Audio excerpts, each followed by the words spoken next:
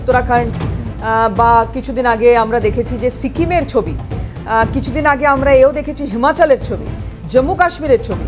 সেখানে এই টার্মটার সঙ্গে আমরা পরিচিত মেঘ ভাঙা বৃষ্টি, কিন্তু শহর কলকাতাতেও যে এরকমটা হতে পারে বা এই টার্মটার সঙ্গে আমাদের সকাল শুরু হবে বা বলা ভালো ভোর রাত শুরু হবে, সেটা আমরা বোধহয় ভাবিনি।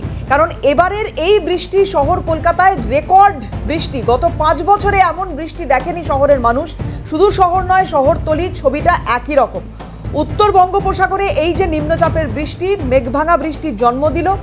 এবং যেটা বলা হচ্ছে আবহাওয়াবিদদের তরফ থেকে যে আগামীকালটা খানিকটা স্বস্তি, কিন্তু তারপর থেকে অর্থাৎ পরশু থেকে আবারও নতুন করে বৃষ্টি হতে পারে। নিম্নচাপ এই মুহূর্তে চোখ রাঙাচ্ছে, ফলে যেগুলো উপকূলীয় জেলা অর্থাৎ পূর্ব পশ্চিম মেদিনীপুর এবং উত্তর এবং দক্ষিণ 24 পরগনা, এখানে যে উপকূলবর্তী অংশগুলো রয়েছে সেখানকার মানুষকে আরও সতর্ক থাকতে হবে। শহর কলকাতার ছবি কিছুক্ষণ আগে সৌম্য বলছিল, বাড়ির মধ্যে জল ঢুকে যাওয়া, হাসপাতালের মধ্যে জল ঢুকে যাওয়া, রেল স্টেশনে রেল লাইনে জল ঢুকে যাওয়া, শুধু তাই নয় মেট্রো স্টেশন একদম।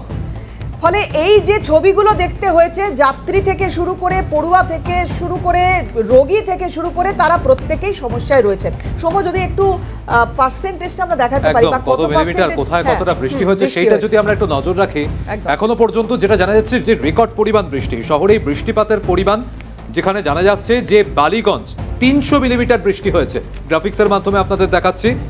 এরপর যোধপুর পার্ক, সেখানে বৃষ্টি হয়েছে 285 মিলিমিটার। পাশাপাশি আপনাদের দেখাবো গড়িয়াতে এই বৃষ্টিপাতের পরিমাণ যেটা জানা যাচ্ছে আবহাওয়া দপ্তর সূত্রে, সেখানে 332 মিলিমিটার বৃষ্টি হয়েছে। Kalighat 280.2 millimetre, Topsia 275 millimetre, Topsia 275 millimetre, Mukundapur 280 millimetre. পাশাপাশি গড়িয়াহাট, সেখানে 262 মিলিমিটার। এছাড়াও যাদবপুর, সেখানে 258 মিলিমিটার বৃষ্টি হয়েছে। কসবায় বৃষ্টি হয়েছে 246 মিলিমিটার।